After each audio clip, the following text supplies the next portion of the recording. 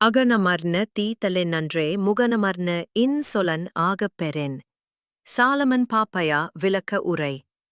முகத்தால் இனிமை கூர்ந்து இனிய சொற்கள் பேசும் தன்மை உள்ளவனாக இருந்தால் உள்ளத்திலிருந்து விருப்பத்துடன் பொருள் கொடுப்பதை விட அது சிறந்ததாகும்.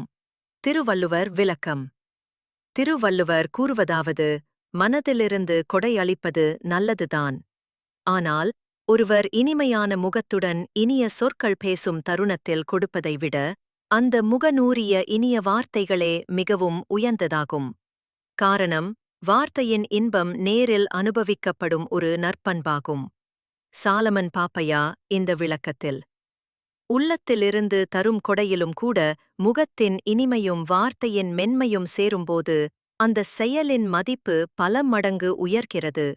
ஆனால் ஒருவரிடம் அந்த வார்த்தையின் இனிமை இருக்கின்றபோது அது உள்ளத்தின் விருப்பத்தை விட நேரடி நலம் அளிக்கக்கூடியதாக இருக்கிறது என பாப்பையா அவர்கள் நுண்ணுணர்வாக எடுத்துரைக்கிறார்.